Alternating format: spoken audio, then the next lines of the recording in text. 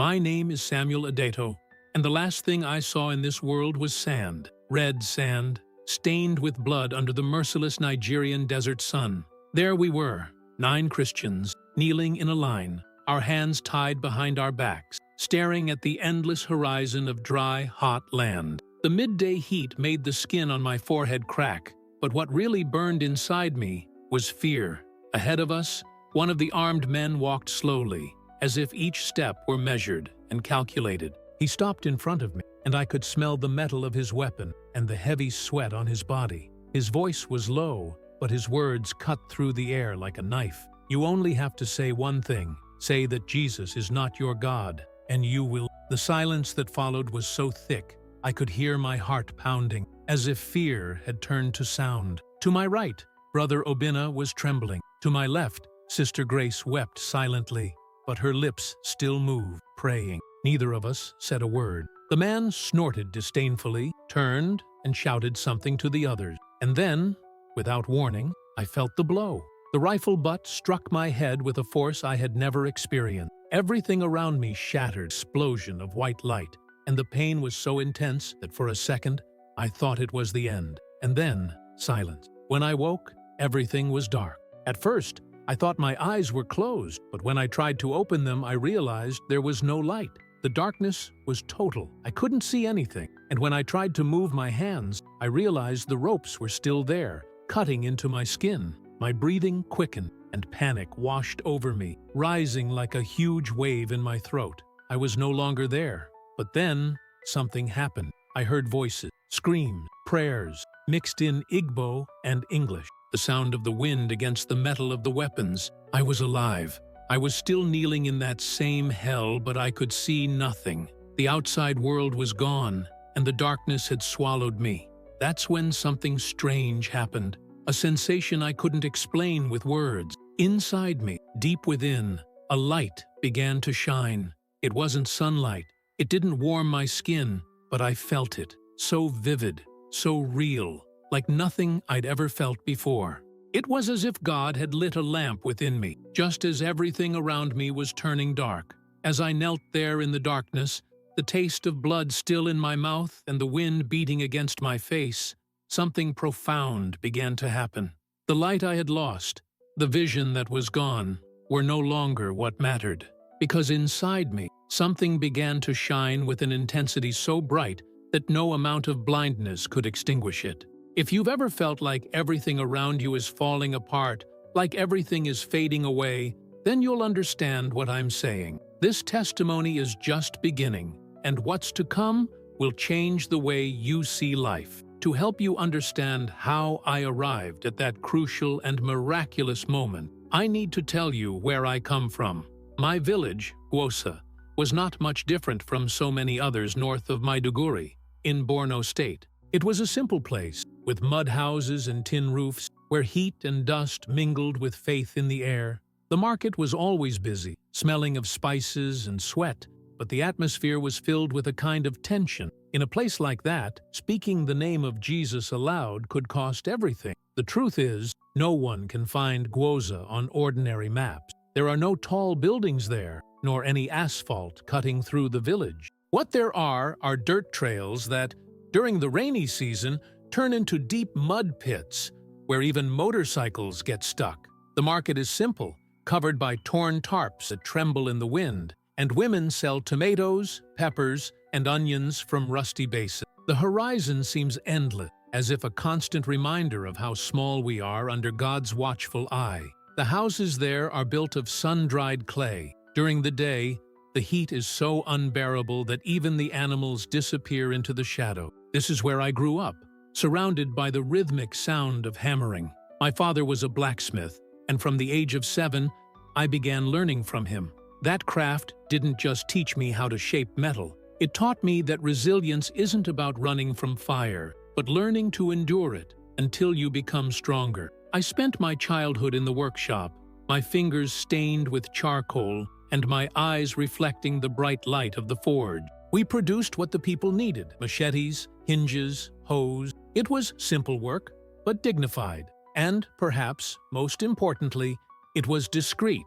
And in Gwosa, living inconspicuously, was a matter of survival, especially when you carried the faith I did. Being a Christian, there wasn't just difficult, it was dangerous. Our church had no facade, no cross, not even a sign. Our place of worship was the back room of Pastor Elia's house. He was a thin, serene-faced man with scars on his hands that no one dared ask where they came from. His Bible was so old, it seemed every page might fall apart at the next touch. His wife, Mama Rutt, prepared tea before each service, as if we were there just to talk and not to spiritually endure a silent war. We were neighbors, yes, but we were also spiritual soldiers. We always gathered on Friday nights. When the streets were empty, the silence was profound. We arrived in pairs, never in groups. We sang softly, almost whispering, and prayed with the door locked, the windows covered with dark cloths so no light could escape. Bibles were hidden with great care, under loose boards, inside grain sacks, or even buried in the backyard, protected by plastic. In all, we were 32 lives who chose to follow Christ, even knowing the cost.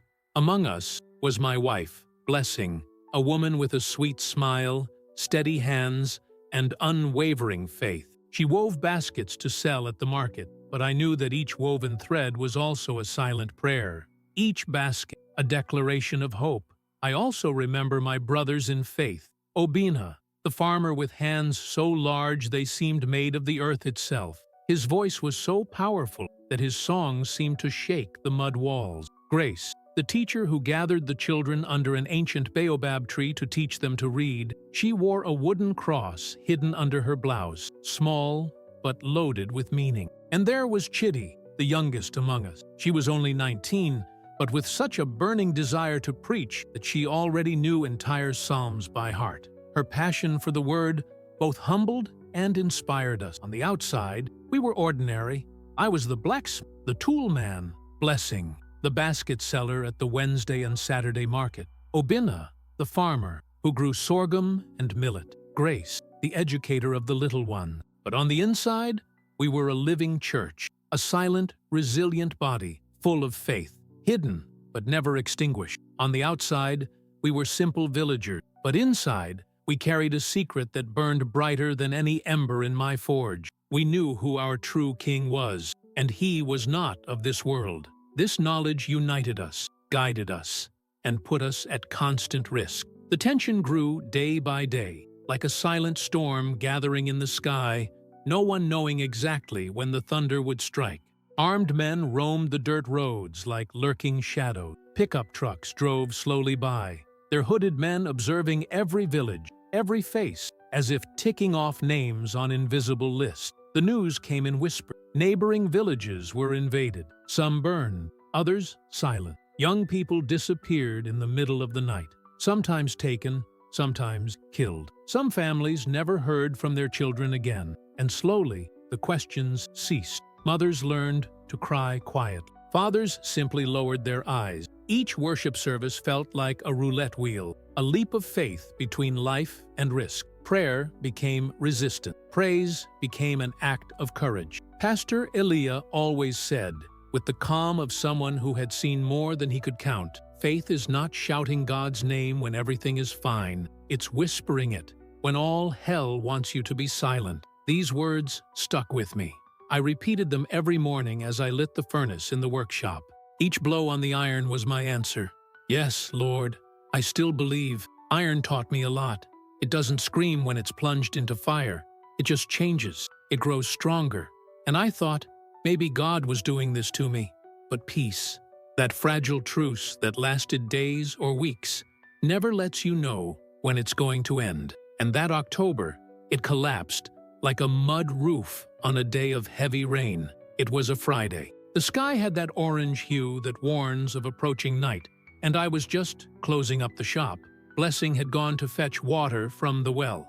Everything seemed calm, too calm. And that, in Gwoza, was always a bad sign. Then came the sounds. It wasn't the familiar noises, not the loud merchants' cars or the farmers' tractors. What we heard were deep, powerful engines, vehicles that shouldn't have been there, pickup trucks that roared like predators. The sound bounced off the mud walls, echoed through the alleys, and made our chests tighten. I ran outside. Neighbors peered through the cracks in their doors, eyes wide. The pickup trucks entered the village, kicking up red dust that mingled with the last of the sun's light. 3 in total. They stopped right in the center, where the market had closed shortly before. From these vehicles, armed men emerged. Scarves covered their faces, long guns slung over their shoulders. They didn't need to say who they were. We all knew. They had come to do what they had done before in other places. They began knocking on doors. They didn't run. They didn't shout. They acted with the coolness of someone who knew exactly what they were looking for. It was as if they had a list in their hand, a list of who should live or disappear. And then I saw. They were heading toward Pastor Elia's house. I didn't think. I simply ran. My heart pounded in my chest like a drum, and my feet pounded the earth as if each step were my last. I didn't know what I would do when I got there. I just knew I had to get there. But before I could get closer, a hand grabbed me tightly by the arm. I turned to see who it was. It was Obina. His face was tense, and his eyes were watery. He didn't say anything. He just shook his head, as if to say, "Not now." I understood. Too late, or too soon. He knew that if I took one more step, not only would I die, but all of us would. And it was at that moment that I realized the day we'd always feared had arrived. Pursuit was no longer a distant possibility. He had a name, a face, and a rifle, and he was knocking on our door. Obina's face, glistening with sweat, was tense. His eyes were imploring. He held me tightly, but what hurt was the fear behind his whisper. "If you go, you'll betray us." He was right. I knew it. But shame washed over me as I stood, hidden in the shadows, watching the men kick down Pastor Elia's door. The sound of breaking wood echoed through the village like thunder. Then came the screams. I heard Mama Ruth scream in despair. The shepherd, firm as ever, tried to speak. He tried to make the men understand that this was a mistake, that there was only faith and good people here, but they didn't come to listen. They came to hunt. They dragged him out by his arms as if he were nothing. His Bible fell to the ground with a thud, raising a small pile of dust. Not a soul dared to pick it up. That book, our treasure, remained there, abandoned in the middle of the square, as if it were a sin. One of the men turned and shouted loudly, in a voice that turned my stomach, "We know who the others are. Get out now, or we'll come for you." The silence that followed seemed to suffocate the air. Every half-open door in the village hid eyes, some filled with sadness, others with relief. Relief that they were still inside. The 32 of us were scattered across Gwoza. Each of us, in that moment, faced a brutal choice. Run and hide, or go out and face whatever God would allow. Neither option seemed fair. Neither was easy. It was then that Grace appeared. She walked alone down the dirt road, her steps calm. The wind stirred dust around her feet. Her face held a peace that defied logic. She wasn't crying. She wasn't trembling. She just walked. One of the men grabbed her arm roughly and pushed her toward the pastor. Soon after, I saw Chidi, then Obina, who gave me one last look. That look said it all. Pain, courage, and a kind of silent farewell. 3 more brothers followed, each with his own story, each with his own yes to God. And then I felt Blessing's presence beside me. She was still holding the clay pot of water. Her eyes were red, brimming with tears. "Don't go, Samuel. Please, think of the children." Our 2 children were with my mother in a neighboring village. They were safe, for now. But what broke me inside wasn't her request. It was knowing she already knew my answer before I even said a word. I remembered Pastor Elia's words, spoken so many times between prayers and tears. True faith is not how much you shout God's name. It's how much you are willing to whisper it when all hell wants you to keep quiet. I leaned over and kissed Blessing's forehead. She pressed her face against my chest, and I felt her tears soak my shirt. I whispered, "If I don't go, how will I teach our children that Christ is worth more than life?" And so I went, one step at a time, as if my feet were sinking into quicksand. Each step was a battle within me. By the time I reached the square, there were already 8 of them in line. One of the men pushed me with the barrel of his rifle. I fell into line. I looked to the side and saw who else was there. Joseph, the carpenter who never arrived on time for service, but always did. And finally, Sarah, the widow who had lost her husband the year before. She prayed so fervently that it made us feel as if our faith was lukewarm. 9 of us. They tied our hands with rough ropes that cut into our skin. They didn't tell us where we were going. They just dragged us to the back of one of the pickup trucks. The metal burned my skin. It was like sitting on fire. The sun was still blazing, and the engine roared loudly. As the car started, I looked back. I saw Blessing kneeling in the middle of the road, the pot lying beside her, her hands on her face. He didn't scream. He didn't run after him. He just cried. And that was worse than any scream. We were on the road for almost 2 hours. The desert seemed to swallow everything. The trees, the tracks, even the last sounds of the village. The sky began to change color, turning purple and red, as if the sky itself were bleeding. No one spoke, not even a prayer out loud, just the sound of the engine and our heavy breathing. It was as if we were being taken out of the world to a place where only God could find us. And that's exactly what happened. The scene in the desert, with the flickering lantern and the tension in the attacker's words, became increasingly unbearable. The wind, as if aware of the weight of the decision we were making, increased its strength. And as the sand mixed with tears, I couldn't stop thinking, what would I do now if I were alone? Faith seemed so distant, so difficult to hold on to when death loomed large, with the heavy footsteps of those men approaching. But in that moment, with everyone there beside me, I realized the decision wasn't just mine. It was ours. Pastor Elia had already given his answer. Grace had too.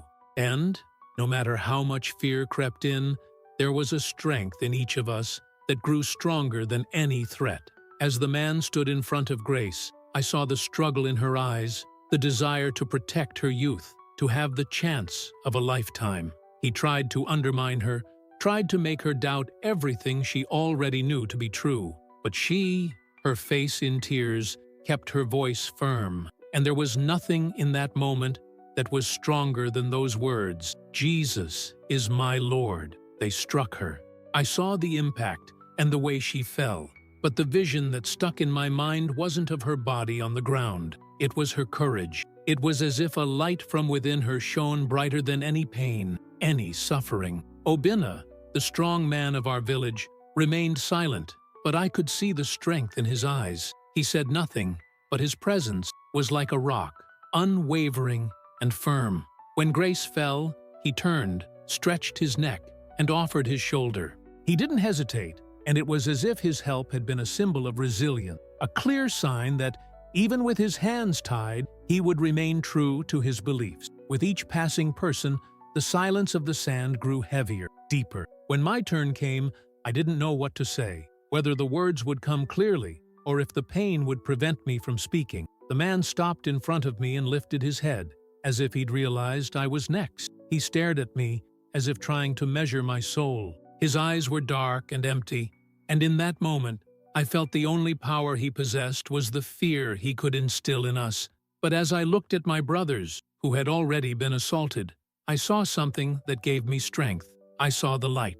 I saw the same light that shines when the heart is with Christ, when life is more than the body that carries our soul. I felt I was bigger than that moment, bigger than that pain. It was time to give the answer, and there was no turning back. I looked at him and said, in a low but firm voice, "I do not deny Christ. He is my Lord and Savior, and if I die here, then I will die in peace." The man looked at me with contempt, but there was something else in his eyes, an uneasiness, as if, for an instant, he had seen something beyond what he wanted to destroy. It was enough for him to walk away, and I knew the decision had been made. Then silence reigned, heavier than any word, deeper than any shadow. The men retreated, but we were not freed. What lay ahead was something none of us knew. What lay ahead was not about our faith, but about our survival. The desert lay before us, and we were at its mercy. But in that moment, one thing was certain. Our faith was stronger than any sword,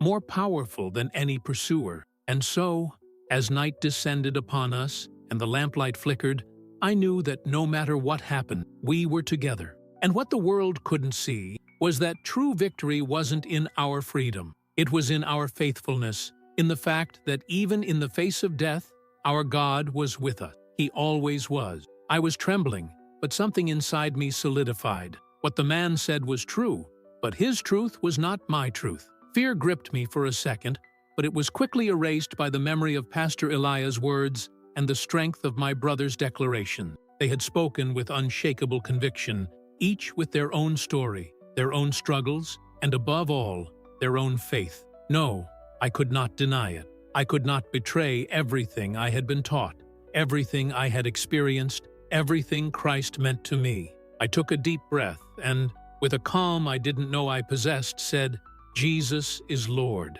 I do not deny my faith." The man remained silent, staring at me as if trying to see right through me, as if his anger, his frustration, wanted to transform into something that would break me. But I didn't give in. He might have the power to take my life, but he had no power over my soul. It was then that he walked away. The others followed, silent, as if the decision had already been made for all of us, as if death were a certainty, but not defeat. Trust was in our hearts, in our unity, in our resolve not to give in. I saw Blessing's gaze in my mind, and her tears followed me, but I knew there was something greater than the pain, something greater than the momentary separation.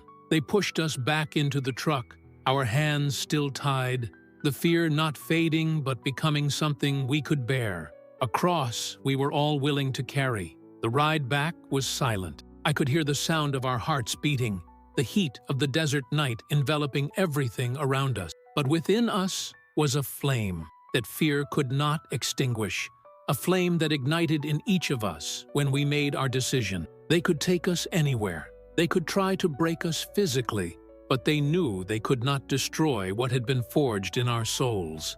The hammer that struck the metal of our lives was now present, and there was no turning back.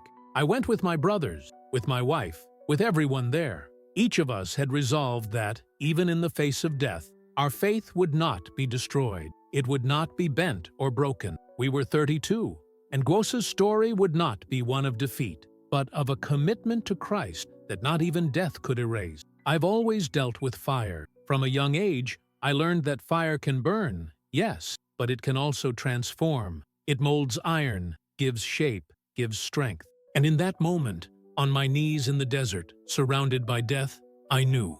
The fire that molded me was stronger than the one trying to destroy me. Jesus was that fire, and no one there could undo what he had already done within me. Jesus is Lord, yesterday, today, and forever, I said. For a moment, everything was silent, the kind of silence that presses against your ears and makes time seem to stand still. Not even the wind dared to blow. The armed men looked at each other, murmuring something I didn't understand. But the tone was clear. They were disconcerted. They hadn't expected faith to be stronger than fear. One of them, the one who seemed to be the leader, slowly raised his gun, as if to say, "Let's see if this God of yours shows up now." They ordered us to lower our heads. I could feel the heat of the weapons so close I could distinguish the smell of metal, the kerosene from the lamp, the sweat, the fear, everything mixed in the air. And it was at that moment that something unexpected happened. Grace began to sing, softly, an old, familiar hymn. That fragile melody broke through the tension like a crack in the wall of terror. Chidi joined in. Then Obinna. One by one, our voices joined, not shouting, not defying, just surrendering. On the cross, I first saw the light. We sang with our eyes closed, our hands tied, our fear still pulsing, but we sang, not to provoke, but because there, in that desert forgotten by the world, we needed to remember who was still with us. God's presence was more real than the sound of guns being cocked. Then, a scream, a loud command. Then, the sharp sound of metal being readied. My entire body stiffened. I closed my eyes, and in that eternal second between life and what would come next, I felt the blow. It was as if the pain itself had turned into light. A white explosion inside my head, a thunder in my ears. Everything disappeared. The pain swallowed me whole, and then emptiness. When I came to, the world was darkness. At first I thought my eyes were simply closed, so I tried to open them. Nothing. I blinked several times, straining my vision, but everything around me was pitch black. It was as if someone had erased reality. The pain still throbbed in my skull. The constant ringing prevented me from hearing anything clearly. I didn't know if I was still alive, but I felt my hands tied, the ground beneath my knees. My chest rose and fell in panic. I tried to scream, but my voice barely came out. I am, I whispered, not knowing if anyone was hearing me or if it was just in my mind. I thought, did I die? Could this be what comes next? For a moment, I thought that dark void was the beginning of eternity. But then a sound brought me back, faint, drawn out, but real. It was Grace. She screamed, she cried. Pain and faith mingled in her voice. Soon after, the others. Broken voices, endless prayers, some in Igbo, others in English. Screams punctuated by sighs, laments mixed with whispered verses. The pain was real, the fear even more so. But above all, there was something greater. There was hope. Even in the pitch black, even with our eyes filled with shadow, something shone within us. And there, blind in the desert, I began to truly see. Our Father, who art in heaven, Lord Jesus, have mercy on us. Even in that crushing darkness, I was still alive. I couldn't see, but the pain in my body, the feeling of the sand hitting my skin, the presence of others around me, all of this told me I wasn't gone. I was there. But the world around me was now a canvas of darkness, colorless, formless, and lightless. The wind blew hard, kicking up the sand that hit my face like tiny shards of glass. The smell of burning kerosene, mixed with sweat and fear, seemed to fill the air, while something else, the metallic scent of my own blood, mingled with the pain. The touch of each grain of sand on my skin was like a brutal reminder of my fragility.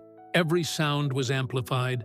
Every movement around me seemed to happen inside me, in my mind. Every breath, every heartbeat, everything became more vivid, clearer, more acute. And yet, what terrified me wasn't blindness. It was the feeling that at any moment, those men could attack me again, or something even worse could happen. I heard a cruel voice breaking the silence, a malicious laugh. Look what happened to him. One blow, and he's blind as a dog. The laughter spread through the air like sharp knives, but something in that laughter made me realize it wasn't just mockery. There was something more there, unease, as if, for a moment, they were shocked by what they had done. "Leave him like this," said a deeper voice, almost disdainfully.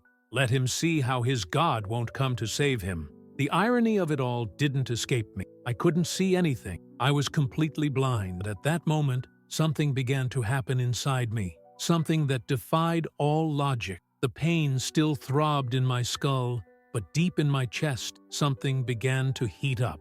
It wasn't a fever. It wasn't imagination. It was something real, more real than the touch of the cold sand beneath my knees. It was as if someone had lit a light inside me, a bright flame that didn't illuminate my eyes, but filled my soul with an indescribable warmth. I couldn't see the light with my physical eyes, but I knew it was there. I felt it in every fiber of my being. It was warm, alive, an undeniable presence, so clear and bright that it was more real than anything I had ever known before. And then, like a soft sigh deep within my soul, the words of Psalm 23 began to resonate within me, not as a mere memory, but as a living truth. Even though I walk through the valley of the shadow of death, I will fear no evil, for you are with me. The valley of the shadow of death.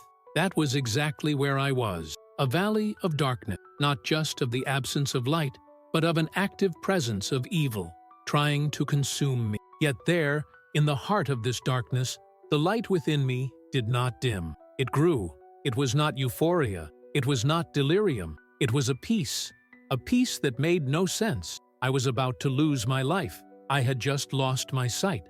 And yet, there was a deep peace within me, a stillness that could not be explained, that defied all human logic. Every gasp, every beat of my heart seemed distant as this peace settled within me. I heard Obina scream in pain. He had been hit again. The sound of a body falling to the sand, the wails of children, and Pastor Elisha, still praying loudly, proclaiming the name of Jesus with steadfastness, even as they beat him in an attempt to silence him.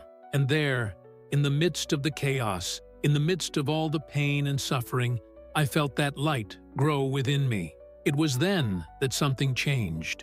Something inside me that wasn't just physical, but something I could no longer deny. I felt, more than ever, that I wasn't alone, that I wasn't lost, and that gave me the strength to remain there, in that desert, blind, seeing nothing, but with my heart stronger than ever. The air around us grew heavy, dense, as if an invisible presence had descended upon that silent desert.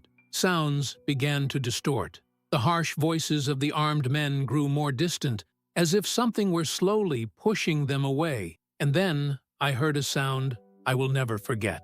A deep, low sound, coming from everywhere, and, at the same time, from nowhere. It wasn't thunder, nor the usual desert wind. It was as if the sky itself had swallowed a huge sigh and was about to explode in fury. Grace, who had been crying softly until then, suddenly stopped. The moans of pain ceased. Even the armed men fell silent. For a moment that seemed infinite, everyone held their breath. Then the ground began to shake. It wasn't just any tremor. It was different. The cold sand beneath my knees vibrated like the beating of an immense heart. Energy coursed through my body, shaking my bones, bringing a sensation I'd never experienced before. The men began to scream, and the sound of boots running in all directions echoed. Fear was etched in their voices, that primal fear that only appears when you realize how insignificant you are compared to what's to come. "The air is burning," I heard one of them shout, his voice filled with pure panic. I couldn't see, but I felt it. The air around me felt charged, electrified, like before a monstrous storm. But there were no clouds in the sky, not even a hint of rain. Just that invisible presence, a weight on my chest that made my hair stand on end. And then came the wind, a freezing wind, unfamiliar to this scorching desert, cutting into the skin like blades of ice. The sound was a ferocious roar, so loud I had to lean forward to avoid being knocked off my feet. The kicked-up sand slapped against my face, but I barely felt it. Something bigger was happening, something impossible, something only God could do. Suddenly, the ropes binding my wrists began to loosen. It wasn't a slow process. It felt like the material itself had lost the strength to hold itself together. Then I heard Obina's hoarse but firm voice beside me. "Samuel, can you feel that?" "Yes," I whispered, though I wasn't sure what I was feeling. I just knew it was real, that something powerful was happening in that moment. In the midst of that inexplicable wind, that tremor that made the entire desert vibrate. In my complete blindness, a voice emerged. It was no human voice. It seemed to come from the wind itself, clear and crystalline. "Run."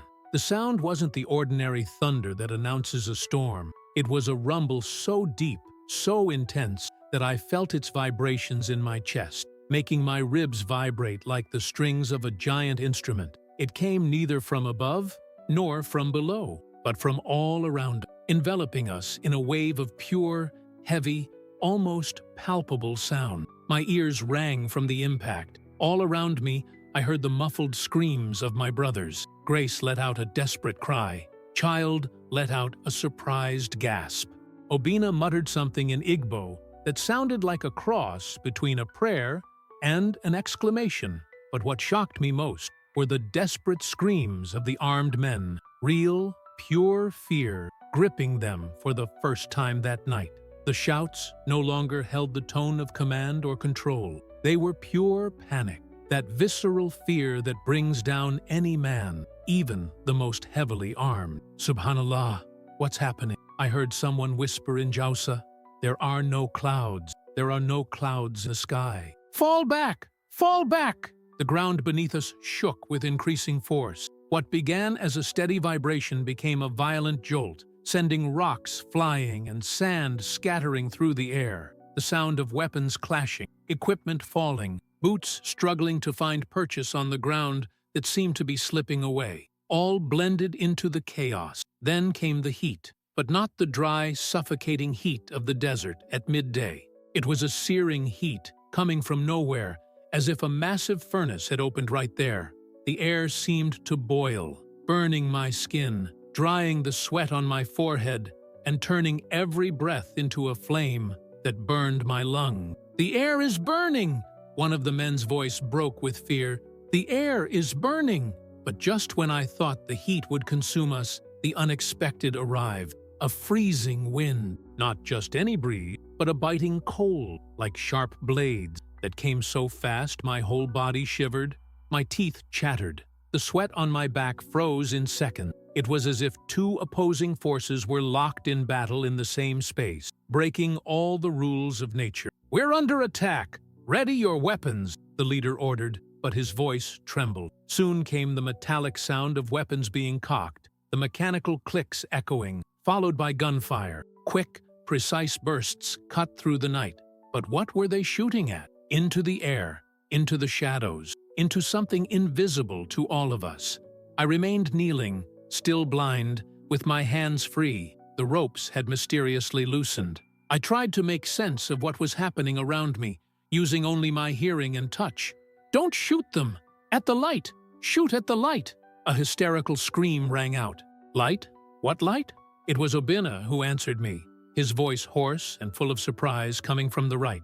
"Samuel, a light is descending. I can't quite explain it. It's as if the sun has fallen from the sky, but it's not hot. It's between them and us." "What do you mean?" I tried to understand, frustrated by my blindness. "What's going on?" "It's beautiful," Grace said, her voice choked with tears. "My God, it's the most beautiful thing I've ever seen." Pastor Elisha let out a deep laugh, full of relief and joy.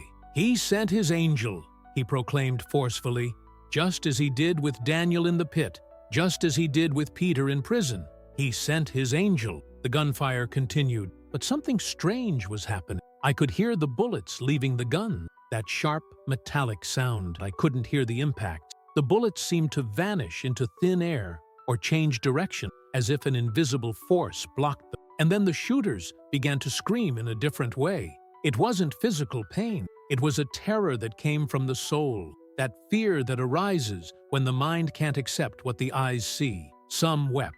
Others begged for mercy. I heard one of them, his voice trembling and desperate, reciting prayers in Arabic, as if seeking protection. "I can't move," one shouted. "My legs! I can't move my legs!" Another responded, his tone growing panicked. "Me neither." Chidi, who was closest to the men, whispered almost voicelessly, "They're frozen. It's not ice. It's like they're frozen in time, standing, eyes open, breathing, but completely still, like statues." If this story is moving you, remember, maybe someone close to you needs to hear this today. Someone who is on the verge of losing hope, thinking God has forgotten them. Share this testimony. Sometimes, a word arrives at just the right moment to change everything. Be that bridge. The icy wind continued to blow hard, like a hurricane, kicking up sand and creating a constant sound, like the roar of an invisible sea. Amidst the chaos, I felt a firm, warm hand touch my shoulder. It was Samuel's hand. "Vina, we need to go now." His voice was firm, determined. "Come with me. Even if you can't see, trust him. He's protecting us, but we have to walk." With his help, I stood. My legs trembled from both the cold and the shock. Around me, I heard the others getting up too. The pastor helping Grace, Chidi holding Sarah, Emeka and Tunde walking side by side as always. "Don't leave!" one of the men shouted, his voice thick with fear, but sounding distant and helpless. "We need you here. Make this stop." We started walking, me stumbling with every step, but Obina held my arm firmly, keeping me going. Each step was a leap of faith, because I had no idea where we were going or what lay ahead. "Rocks to the left," Obina guided me. "Now, one small step. Lift your foot." "Okay, continue." Behind us, the men's screams faded, not because we were farther away, but as if an invisible veil was slowly silencing them. The last sound I heard from them was a desperate plea in Josa. "Forgive us, their God." We walked for what seemed like an eternity. Gradually, the cold wind died down, the tremors in the ground stopped, and the air returned to its natural temperature. But that inner light, burning in my chest, remained, guiding my steps in a way my eyes never could. Finally, We reached a place where the sand gave way to damp earth and vegetation. The scent of wet earth and thorny bushes invaded my senses. I heard the gentle rustle of leaves in the wind, an ordinary, natural wind, unlike the supernatural hurricane we left behind. "We're at the edge of the forest," Pastor Elisha announced, his voice weary but filled with gratitude. "Let's rest here." I sat with my back against a rough trunk. I felt the tree's roots firm beneath my hands, solid, real, tangible. Grace began to cry again, but this time it wasn't fear. It was relief, disbelief, and profound gratitude. "He saved us. He saved us," she repeated, as if she couldn't believe it. "He really saved us." The pastor, always careful with us all, asked in a worried voice, "Is anyone hurt?" I touched my head, where I felt the mark of the wound. The blood had already dried, and the pain, which had been intense, was now a dull, distant ache. "I'm fine," I replied, but I knew my fine was fragile. After all, I had just lost my vision completely. He couldn't see anything. The silence that fell over the group was almost palpable. "I know, brother. I know," Obina said calmly, as if he understood everything without needing words. There we were, beneath that tree. 9 people who had experienced the impossible. 9 lives that, at that moment, defied all logic. We were alive, breathing, speaking, existing, even when everything around us pointed to the end. The sky, which I couldn't see, was filled with stars. My brothers told me how they shone with a different light that night. It seemed as if even the stars were celebrating the miracle with us, and I, sitting in my darkness, felt that light within me grow, more intense and real than any physical image. In that moment, I understood something I had never understood before. There are things we only see when our physical eyes close. The word echoing in my mind was clear, Obina's voice, firm but urgent. "Run." But how can I run when I can't see a hand in front of me? How can I follow a path without knowing where I'm stepping, when one step could lead me straight to the abyss? There was no choice, no time for doubt. The presence that protected us was there, visible to my heart, felt in the wind that now seemed warm amidst the biting cold. Something in my spirit told me it was time to act. "Give me your hand," Obina said, and I felt her firm fingers grip my wrist. "I won't let go, I promise." We began walking quickly, almost running. Each step was a leap in the dark. My feet touched the ground, unaware of what lay ahead. Loose sand, rocks, uneven terrain. When I lost my balance, Obina's strong hand lifted me, guided me, kept me upright. 3 long steps, turn right, he instructed in a low but firm voice. "There's a thorn bush on your left. Don't go any closer." I pressed on, trusting in that voice that was now my eyes. Behind us, the chaos of the desert still roared. The shouts of the armed men had changed, no longer of order, but of fear. Disjointed pleas, mixed with tears and desperate prayers, and then gunshots, but it wasn't against us. I could make out the sound, the short, erratic bursts shooting into the air, trying to scare away something only they could perceive. The fear was palpable. "Faster!" Pastor Elia shouted from somewhere to the left. "Don't look back. Keep going." I started running, my body accelerating despite my fatigue and fear. My breathing became heavy, my heart hammering so hard it felt like it was trying to escape my chest. Each breath burned in my lungs, but I couldn't stop. It was faith guiding us, a faith that needed not vision, but a trusting heart. The desert air was frigid now, sharp as a blade, and with every breath, my throat felt like it was being scratched. My body trembled, not just from the temperature, but from the exhaustion and panic that were beginning to grip me. Then I stumbled. I couldn't quite place it. A root, a rock, something in the path, and suddenly I fell to my knees. The sand dug into my open palms, burning, as if the desert were testing me with every passing second. Obina was quick. In one swift movement, she lifted me into her arms without hesitation, almost without stopping. "Are you okay?" she asked, her voice soft but urgent. "Get up. Let's go." But at that moment, I didn't know what else to do. Fear was like a crushing weight on my chest. "I can't do this," I said, my voice trembling and my eyes filling with tears. "I can't run like this. I don't know where I'm going. I'll end up killing myself against something." Obina stopped suddenly, I felt her firm hands on my shoulders, pulling me closer to her face. The warmth of her breath touched my cheek. She looked into my eyes and said, "Samuel, listen to me. Do you trust me?" I took a deep breath. "Yes, there are no more buts. Do you trust me?" I swallowed, feeling her words echo within me. I didn't need to understand. I just needed to trust. "Yes, I do." Those words, simple and profound, transformed the fear that paralyzed me. They didn't eliminate it. They didn't magically erase the pain, but they gave me something stronger to hold on to. Trust. The trust that kept us going, even without knowing where the path would lead. So, run. I am your eyes now. Run and trust.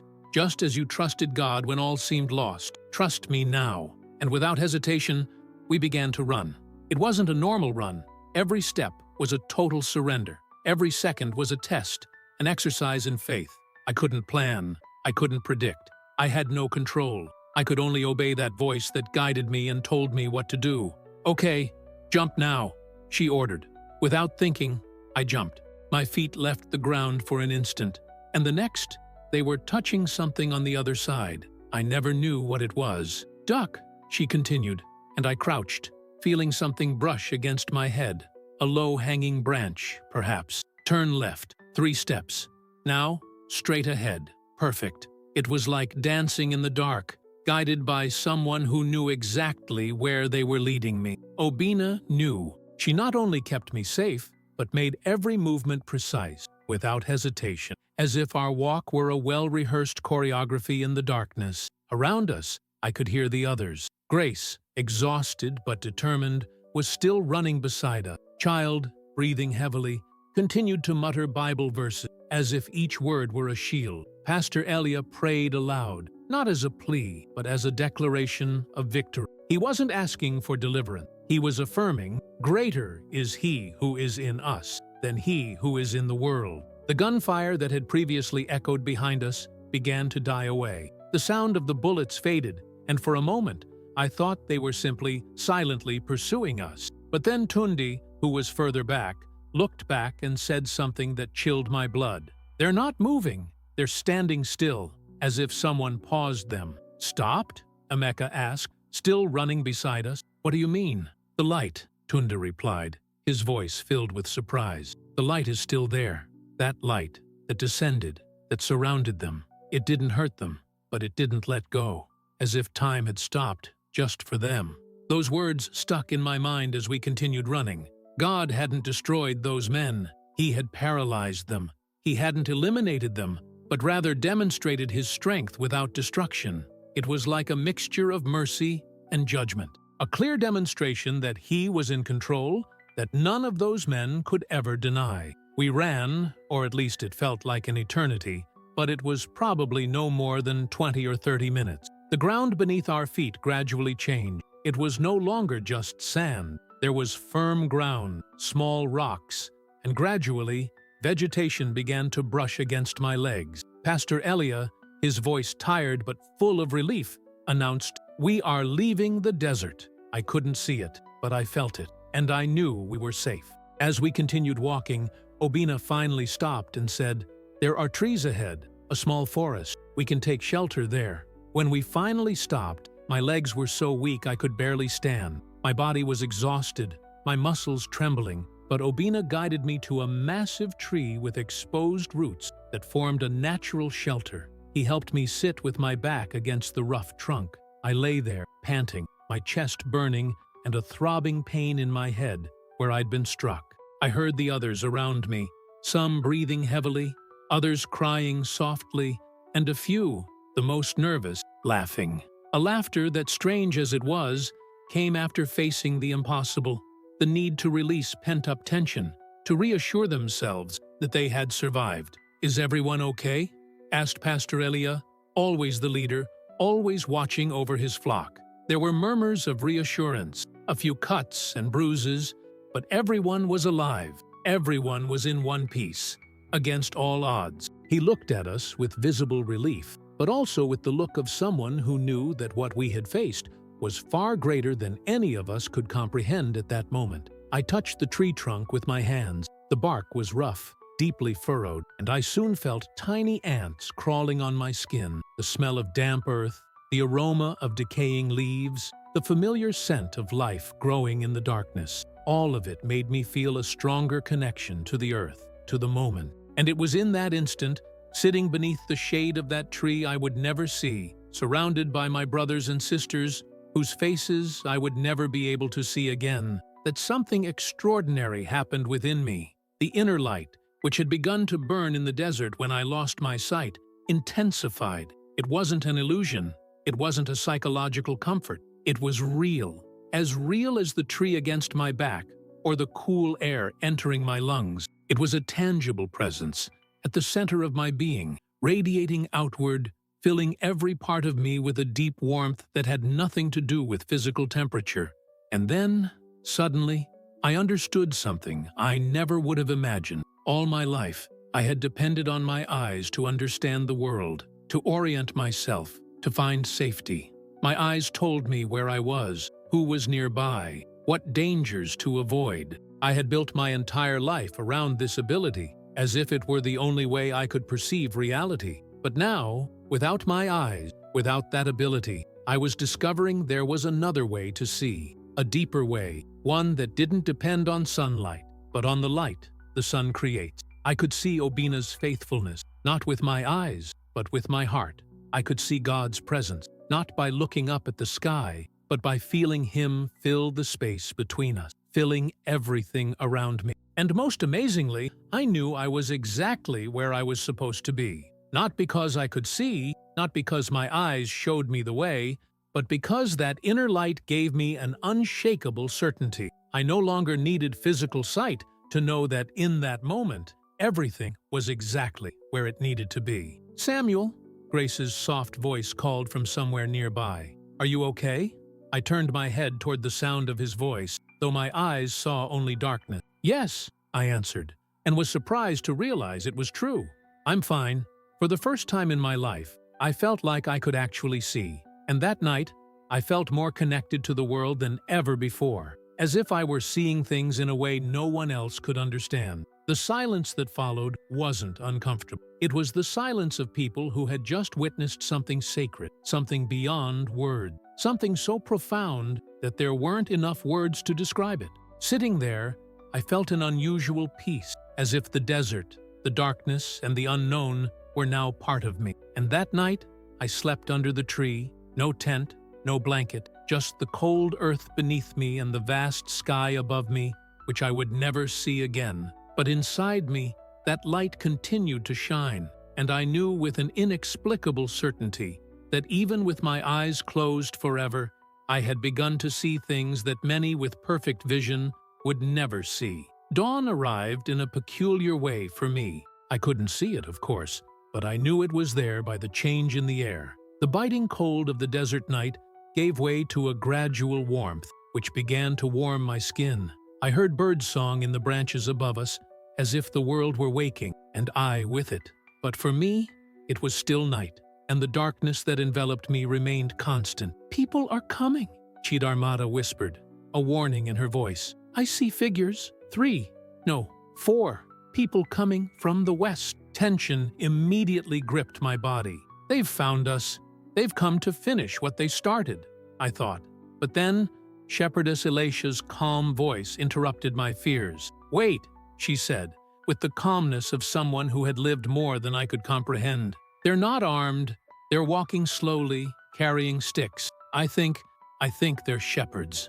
As the men approached, I could hear their conversation. One of them, with a thick Fulani accent, was the first to speak. "Who are you? What are you doing here?" The pastor, who was with us, replied in a trembling but firm voice. "We are believers. We fled." There was a long silence, followed by approaching footsteps. I felt a hand touch my shoulder, examining the wound on my head. "This man is injured. He is blind," one of the pastors said, his voice deep, as if accustomed to dealing with suffering. "You're all in terrible shape. Come. Our camp isn't far. You need to eat and rest." The welcoming tone was immediate. The shepherds led us to a makeshift camp of small, simple tents, where their families tended a herd of goats. They gave us fresh water, stale bread, and goat's milk. which ran down my parched throat like a balm. As we rested, we began to tell our story. Every detail. The ultimatum given by the armed men, the beatings, my sudden blindness, the thunder without rain, the impossible wind, the light that descended, and the men frozen in time. The pastors listened in silence, and I could sense the disbelief in their words, mixed with growing wonder. After a long moment, the senior pastor finally spoke. "We have seen strange things in these times, but what you describe, this is the work of Allah, or your God, something greater than us." I remained silent, absorbing his words, trying to understand. Whatever had happened to us was beyond anything we could have imagined. We spent 2 days with them. 2 days that allowed my body to recover physically, but also days of facing a new reality. My sight wouldn't return. I wouldn't wake up one day to find myself cured. There would be no immediate miracle of restoration. This was my new life. The permanent darkness wasn't a punishment, but a transformation. I was learning to see differently, in a way only the desert could teach. On the 3rd day, one of the young shepherds brought us news that changed everything. "Yesterday, my brothers and I returned to the place you described," he began, his expression one of surprise. "We wanted to see if what you said really happened." The tension was palpable, and Obina couldn't hide his anxiety. "So?" The young shepherd paused for a long time before continuing. "We found the place. The vehicle tracks were still there, the marks in the sand where you had knelt, but the men were gone. However, we found something else." "What?" Pastor Elia asked, his voice thick with expectation. The young shepherd continued. "Cut logs, empty, lying in the sand exactly where they said they were kneeling, and around them something strange." He paused, and I felt the tension rise. "What?" I asked, even though I couldn't see his expression. The silence that followed made me anxious. "The sand was burning," he said finally. "Not like normal fire, but as if something had fallen with so much heat or light that it melted the sand in places. It turned to glass, and there was a perfect circle around where the logs had been, as if something had protected them while everything around them burned." That silenced me. It wasn't just a physical phenomenon. There was something much greater there, something that defied all logic, all explanation. And most striking of all was that that circle of melted sand, seemed to be a symbol, a clear sign that something divine had intervened. Whether we were alive or not, it had marked us forever. Something invisible but absolutely real had protected us. Those words echoed in my mind as I wondered how I could continue seeing without physical sight. The miracle, that supernatural moment, showed me that true vision goes far beyond what our eyes can capture. The silence that followed was heavy, profound. It was as if the air had been drained, as if time had stopped for a moment, allowing everyone to absorb the magnitude of what was happening. Grace couldn't help but cry. It was a silent, yet intense cry, filled with emotions that words couldn't express. Child, for his part, stood up and began pacing in circles, murmuring praises, as if in ecstasy, trying to process the supernatural experience we had just experienced. Sarah, with tears in her eyes, repeated over and over, almost like a mantra, "It's true. It was all true. It was all true." I was stunned, still trying to understand what had happened, when a question came out of my mouth, weak and trembling. "Did they bring the wicker work?"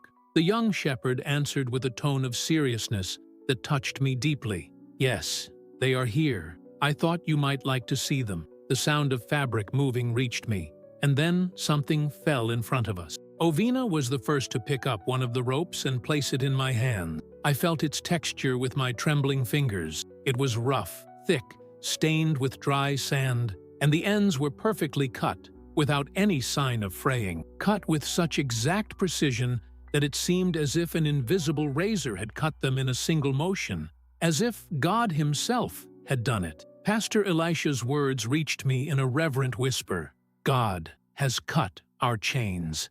Her voice was filled with awe, with recognition of the miracle unfolding before us, something like what happened to Peter in prison, when his chains fell off without human explanation. God had broken our chain. I held that rope in my hands and suddenly, I was overcome with tears. I wept for everything I had lost, for the vision, for the moments I would never experience as I had before. But I also wept for everything I had gained, for life, for grace, for the miracle of our being here. I wept because, in that rope, I held the physical evidence that God had truly acted. It was no illusion, no figment of our collective imagination. We had witnessed the impossible, and that rope was our silent witness, our proof that, despite being bound, condemned to death and despair, God looked at us and said, "Not tonight, not these children of mine." Those 9 strings weren't just pieces of material. They were the mark of a miracle, a symbol of divine intervention. They reminded us that even when all seemed lost, God was present, protecting us. They hadn't been destroyed. They were there, and so were we. And if you believe something greater has moved among us, share this message. Because stories like ours, testimonies of miracles, are what remind us that God continues to move. His signature in our case was those strings, what He did for us. And if this touched your heart, like it, because that way this message reaches further and more hearts are touched. The pastors helped us find our way back to safer areas. We divided the group into small groups, trying to avoid attracting attention. Obina stayed by my side, guiding me along the paths my feet were learning to recognize without my eyes. It took us almost a week to reach the areas where there were still Christian communities willing to welcome us.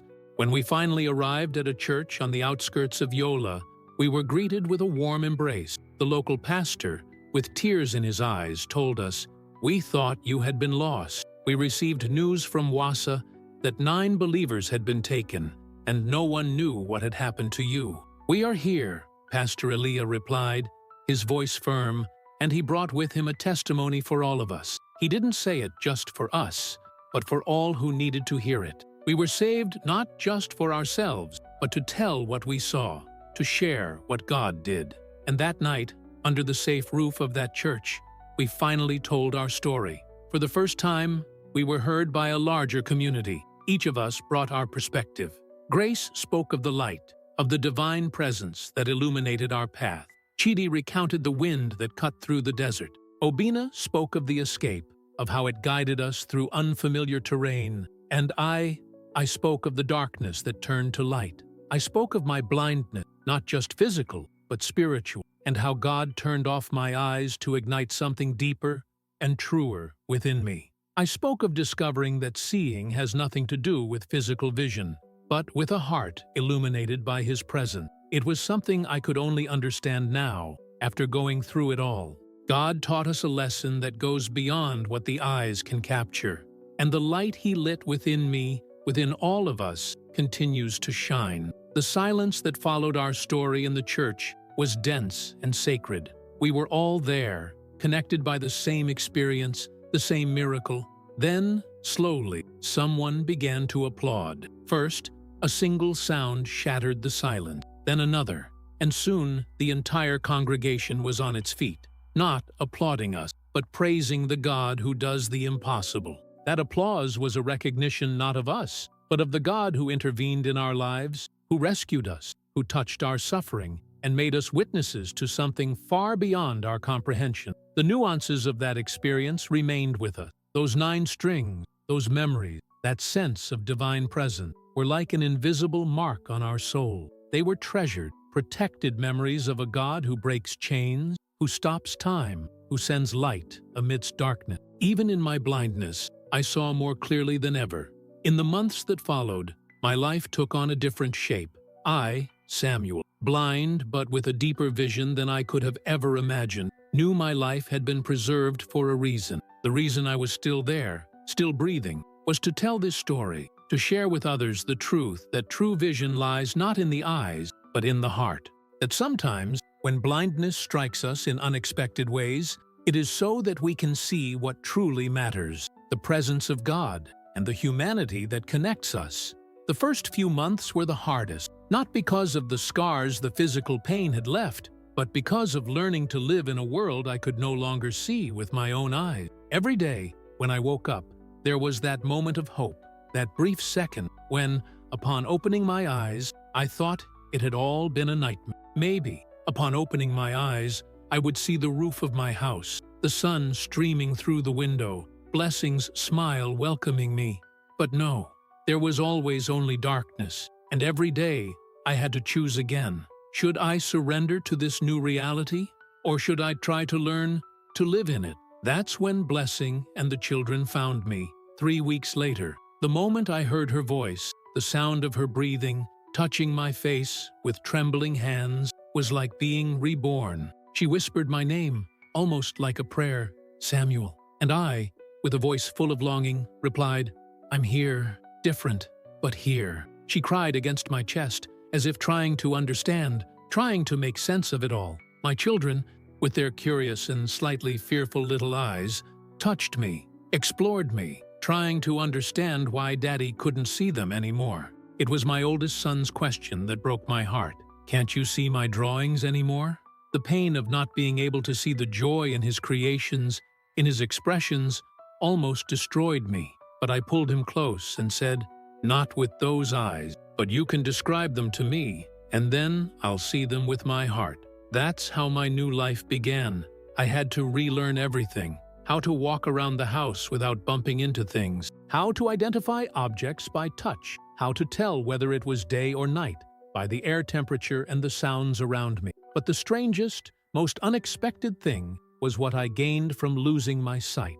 I began to perceive people in a completely new way. The nuances in their voices, the small gestures that revealed their true emotion. I could sense the tension in a room without needing to see facial expression. I could discern the sincerity or falsehood in words with a clarity that had previously eluded me. It was as if, by removing the distraction of the visible, God had sharpened all my other senses, allowing me to perceive what truly mattered, the human heart, the divine presence, the truth hidden beneath appearances, and that inner light that God ignited within me in the desert never went out. There were days when it shone with an intensity that took over my entire being, especially in moments of deep prayer, when it seemed as if the sacred fire of the divine presence enveloped me completely. On other days, when doubt or sadness overwhelmed me, that light was a constant ember, reminding me that it was still there, waiting to be rekindled. It was during one of these visits with Pastor Elisha that he said something that changed my perspective forever. He looked me in the eye, even though I couldn't see, and said, Samuel, your blindness is not a curse. It is a tool, a gift that God used to open your eyes to what truly matters. Sometimes, what the world sees as loss, God uses as an instrument to draw us closer to Him and to make us channels of His grace. These words resonated in my heart in a way I never imagined. My suffering, my blindness, had a divine purpose, and now I knew there was nothing God couldn't use for His glorious purpose. I began to see the world in a new way, not with physical eyes, but with the eyes of the heart, illuminated by the presence of God. Samuel, do you know why I believe God allowed you to lose your sight that night? He asked me calmly. I'm not sure, I replied, a little confused. Sometimes I think I understand, but other times I still wonder why. He took a deep breath and spoke tenderly. It's because of all of us. You are the most impactful. When I tell this story, many people think I'm exaggerating. When Grace tells it, some think it was fear or in her imagination. But when you tell it, a man who lost his sight at the very moment of the miracle, no one doubts it anymore. Your blindness is clear and concrete proof that God was there. These words fell upon me like thunder. I realized that my loss was neither punishment nor accident. It was part of the testimony, a visible sign that the supernatural had happened, that it was not just a pretty story, but the truth. Soon, I began traveling with the other survivors. We went from church to church, community to community, sharing what we had experienced. I carried one of the ropes that had tied us together. People touched it respectfully, as if it were something sacred. But more than the rope, what truly touched everyone's hearts was seeing me there, blind, speaking with authority about light. How can you smile after what you lost? A woman asked me after a meeting. I was silent for a moment, searching for the right words. Then I realized something profound and replied, They took my eyes to see the physical world. But God gave me a glimpse of what is invisible, eternal, and never disappears. I haven't lost anything that truly matters. I've gained new vision. With every fiber of my being, I believed it. Now I want to ask you a question to think about calmly. In what area of your life is God trying to open the eyes of your heart? Perhaps you're still clinging to what you see with your physical eyes, and not to what God wants to show you beyond that. Don't just keep it in your mind. Write it down. Talk about it. Because when we get these things out, others facing the same struggle realize they're not alone. I spent my entire life trusting my eyes, but I was blind to many spiritual things. Now, without them, I saw better than ever. I saw God's hand in every detail, felt purpose even in the pain, and knew there is a light that darkness can never extinguish. My identity has changed. I'm no longer just Samuel the blacksmith. I'm Samuel, the living witness. Samuel, whom God blinded so he could truly see. Samuel, who learned that true faith blossoms when sight fails. And every time I tell this story, it ends with the same certainty I found in that tree in the desert. There is a blindness worse than losing your eyes. It is having perfect vision and remaining blind to God. It is seeing the whole world, but not seeing His hand at work. I lost my eyes in that desert, but I found something much greater, the ability to see the invisible. And today, I tell you, the invisible is more real than anything your eyes can show. My story is not a simple tragedy with a happy ending. It was a profound transformation, a rebirth. It was a death that generated abundant life, because God extinguished my eyes so that I could finally see His true light. Years have passed since that night in the desert. Years in which my feet learned to find their way without the help of my eyes. Years in which that inner light continued to burn, guiding me every day, in every conversation, in every moment of doubt and challenge. The other 8 survivors went their separate ways, but our lives remain intertwined by what we experienced together that night. Pastor Elijah continued his ministry steadfastly, but now with renewed authority. He didn't just preach about God's faithfulness, he lived it. His church grew not in building, but in hearts transformed by a testimony no one can deny. Every time we meet, his voice still trembles as he recalls that light. I will never forget that light, he tells me, never. Grace became a missionary. She travels throughout Nigeria, bringing the gospel to places many fear to tread.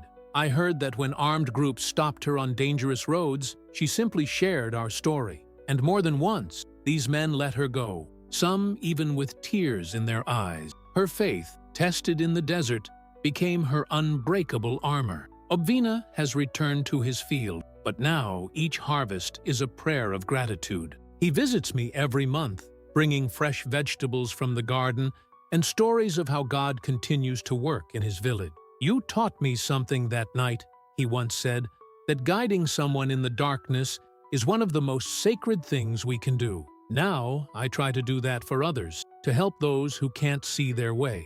Chid realized his dream and is now a pastor, one of the youngest and most passionate I know. He preaches with a passion that can only come from someone who has seen perdition firsthand and chosen Christ anyway. He confided in me that whenever he feels afraid to preach in hostile places, he remembers our line of 9 kneeling people, and the fear turns to courage. Sarah, the widow, found a greater purpose in her grief. She now leads a ministry for widows who have lost their husbands through faith, offering hope, not with empty words, but with her own life. If God saved me that night, she says, it was so I could save others from hopelessness.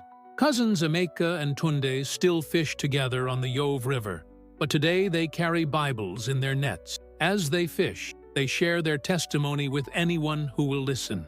We are fishers of men now, they joke, just like Jesus said we would be. Joseph, the silent carpenter, built something beautiful from his survival. He makes wooden crosses for churches throughout northern Nigeria. On each cross, he carves 9 small marks into the base, 9 lines representing the lives God chose to preserve that night. Each cross I make, Joseph explained, is a living reminder that the cross of Christ saves us not once, but twice, eternally, and also here, in our daily lives. I am still a blacksmith. My hands hold the memory of the work, even though my eyes can no longer guide them. The blessing I received helps me feel the metal by its heat, and thus I know its color and texture. My children, now teenagers, work with me in the workshop.